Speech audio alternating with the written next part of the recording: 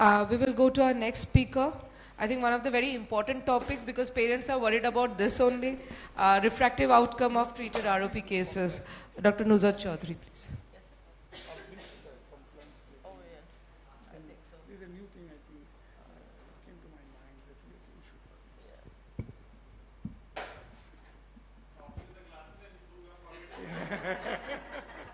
Shows you how important it is. I'm showing you in person.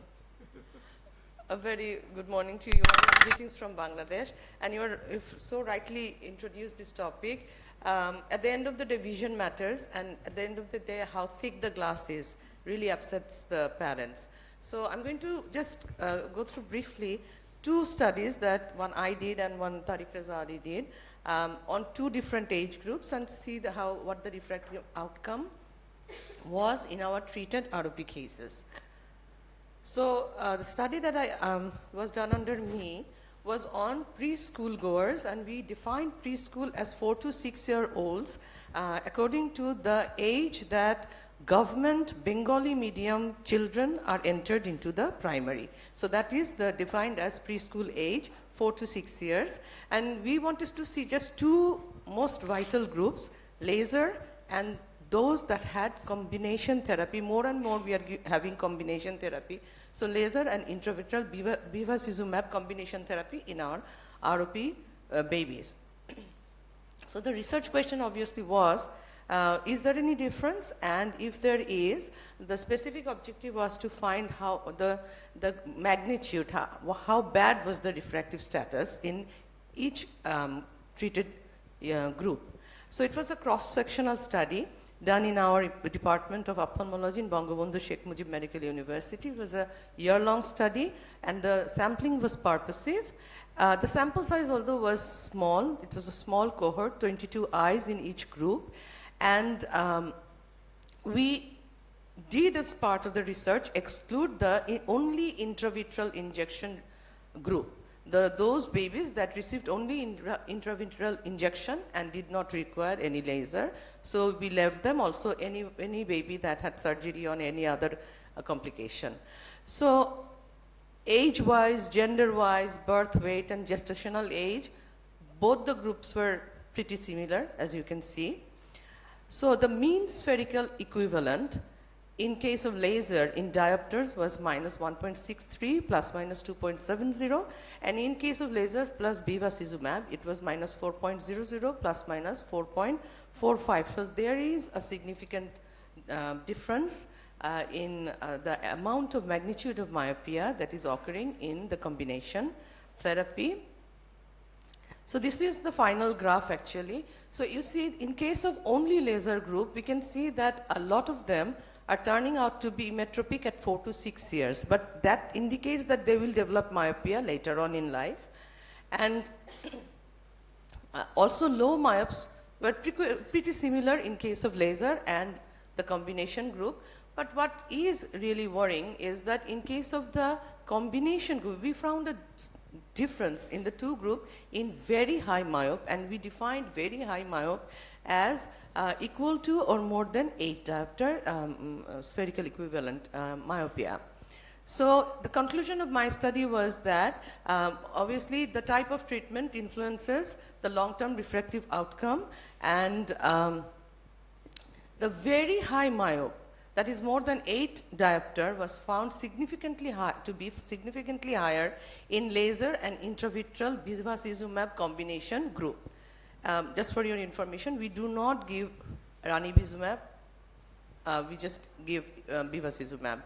So the second study was done under my colleague, Dr. Tariq Reza Ali, and they took all the 4 groups, like those spontaneously regressed, only laser, only injection, and the combination. And what they found, and but they observed at 6 months and after 6 months at 1 year, and they defined myopia and high myopia as myopia being equal to or more than minus 0.25 diopter spherical equivalent, and in case of high myopia, equal to or more than minus 5 diopter myopia.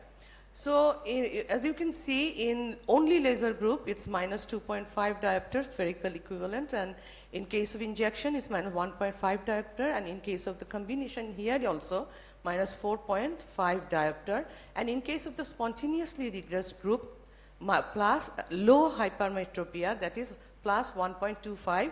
Again, these are 6-month-old babies and 1-year-old babies, so they will turn out to be myopic in the future. And in group 3, you can see that the incidence of myopia and high myopia is significantly higher than other groups. So, in conclusion from these two studies, obviously, we can decide that irrespective of the type of study, myopia occurs in a significant population of the children that we see for retinopathy or prematurity. Even in spontaneously regressed group, they have low hyperopia. So in the first 4 years of life, and because my study also found that, and very high myopia was significantly found to be higher in the combination group. Therefore, it is imperative that we have long-term follow-up, if possible lifelong follow-up, and proper refractive correction for good visual outcome in children treated with ROP. Thank you very much. Okay, thank you, ma'am. So, thank you. We are very happy Professor Abha Hussain is with us, President of Asia Pacific Academy of Ophthalmology. So, please ask questions to Professor Nuzhat if you have any question. A very nice presentation, I would say. One thing, ma'am, I have encountered is that there's a frequent change of glasses in these babies. So we need to, like, not one-time evaluation, it needs repeatedly evaluation. At our centers, we ask them to come 6 monthly. Exactly. But the problem with both Tarek Bhai's presentation and mine is that the follow-up and the compliance of the patient, because our center is the apex ROP center. All babies come from periphery of Bangladesh, so once you've managed the acute crisis, they're poor people and they've come from far away areas, and they've already spent so much in the NICUs. They tend sometimes, as you can saw from his presentation, a lot of the times compliance is very difficult. So it has some economic factor to it as well. Thank you very much. I tell normally my patients, when they become slightly older, so I say we are friends for lifetime. So will you come and see me? So they're very happy. Every time they only say we want to go there, we'll get some candy, something like that. So you bribe them to come, and they come quite often to show us. Nuzhat. So when we prescribe them glasses, like the reaction, the first reaction is like, ye to dalega, like he will not wear the glasses. And, Yeah, this is you the know, first how do reaction. you tackle that? Even the grandparents, they don't want their, Even the mothers cry. Yeah, they cry, they literally cry. They How cry. do you manage that? And what about the compliance? Like compliance in the means, Well, as in, are they wearing it? Are they not wearing To it? be honest, what I do is that at the initial setup, because I'm also tensed about the AROP or the stage of ROP, and they can see the worry in my face. So they know that they have escaped blindness.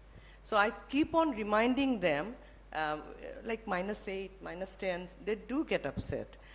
So as it's growing, every time they come and we are changing the glasses around pediatric clinic, they do get upset. So what we tell them, that you must always remember that the child is going to a normal school, is going to have a normal career, normal life. But see, the woman sitting beside you has a blind kid. So be thankful for this achievement. And ma'am, are you using, like when do you start using the atropine low dose? Are you using, is anybody using, like when do they start? That is what I wanted to ask. Low dose atropine. Low dose When do you atropine start? Low dose. Which age? In the Bangabandhu Sheikh Mujib Medical University, we have not started yet. But in my private chamber, the pediatric ophthalmologist has started using When the. do they start? ma'am? And that Is is there any difficult for me. criteria for that? That is a bit difficult for me to answer because he does it actually. Yeah, no problem. I don't. Nuzhat. One answer to your one earlier question. question, we have a study on quality of life of these babies. And it was the major impact of quality of life is on the parents. If the child wears glasses the quality of life is surely very much down for the parents. It becomes as a big trauma, and squint. Two things worries them, Yeah. myopia and squint. Like when I do any treatment, Yeah. I tell them that, you know, the child can get glasses, the child can get squint. This is what Yeah, we yeah. tell them. I You know, start you with have that. to tell them. And So can get blind. It's better that they are prepared. Yes. Because To it should answer, not come as a shock for them. to कि answer क्या हो that- गया? Treatment karaya and then, you know, the child is not Getting getting better. if the baby treated is not a problem for them. They said, okay, ho gaya. Yeah. The I think problem initial comes with counseling is quality. very important. Yeah. To answer the question, I do have the information from him that it works very well, that low dose of atropine, yes. Okay. It slows the progression of myopia. That's what I've heard from him, so I'm not the authority to talk Madam about was that. asking some question. Yes, madam. What is your highest myopic power at what age in your series?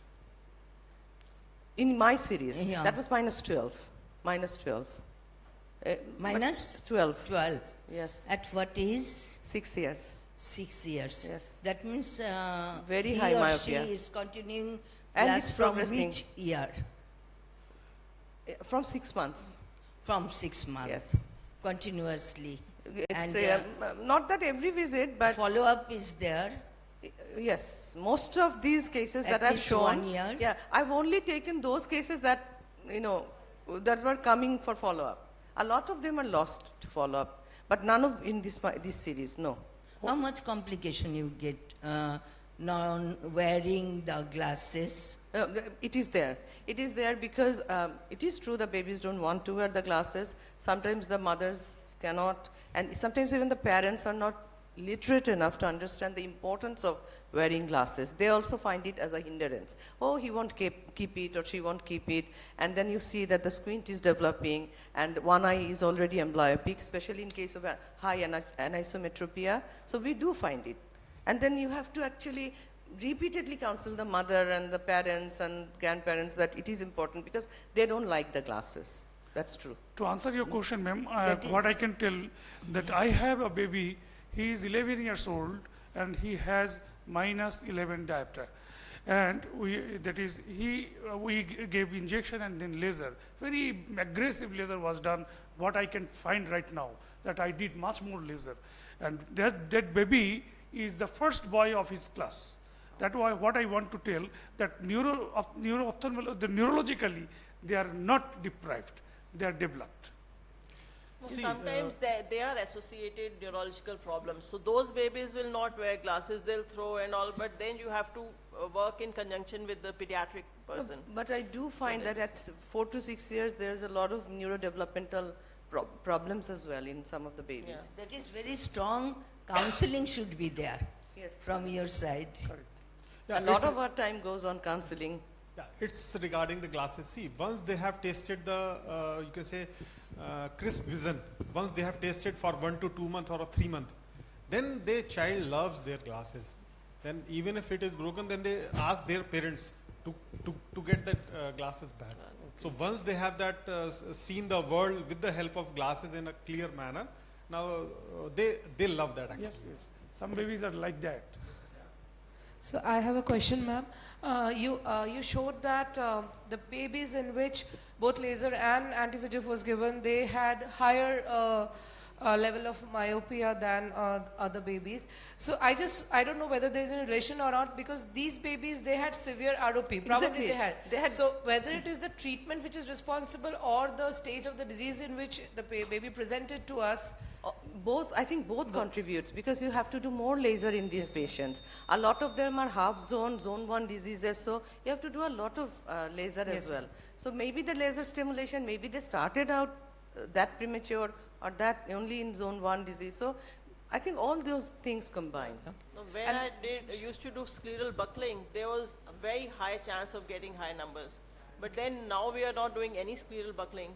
Now it's changed. It's better than what it used to be. Okay. And regarding that, ma'am, so in this high level of myopias, you do retina checkups also. So do you see any more number of these retinal lesions like lattices or holes? Thinning will be there, but lattices and holes, do you see in these patients in more numbers? Or? There's a problem in our center. The pediatric GA is a bit we are a bit shaky with the pediatric GA. So we do not follow the retina until they allow us to see with the Voc lens in like an adult, like from 6 years or 8 years. And then, so there is a gap. We don't follow them up. We should be, but pediatric GA, the number of people who can do pediatric GA at our center is limited. They have pediatric cardiac surgeries to attend to, or our ROP surgeries to attend to. So for, and also we are a bit shaky with that. So we don't see the retina for a few years, then we start again when the baby is like compliant and listens to us. And we do find that there are peripheral changes. Yes. The scar becomes very prominent and it comes very near to macula in case of type 1. So sometimes I even feel, why did I laser so much? But I did not, but it becomes like that. It sometimes looks white. Yes, it does. Thank you. You get them at the junction of vascular, avascular. Now, whether your laser burns are, you tend to get some holes and all. Our greatest weakness is that we don't have FFA. We should be having. I have one suggestions. Actually, follow-up is always challenging because of the socioeconomic status of your patients. Yes. And not only the socioeconomics, they are coming from the quite far away to the tertiary level hospitals. So you should develop this guide program so that the community vision center can really do the follow-up and can communicate these follow-up results to your So we are trying. that will give it. So you So must, we are trying very hard to decentralize. Yes, that will give you a national program. Yes, yes. So Yes, you have to work on that. Right. So Thank you, thank sir. you.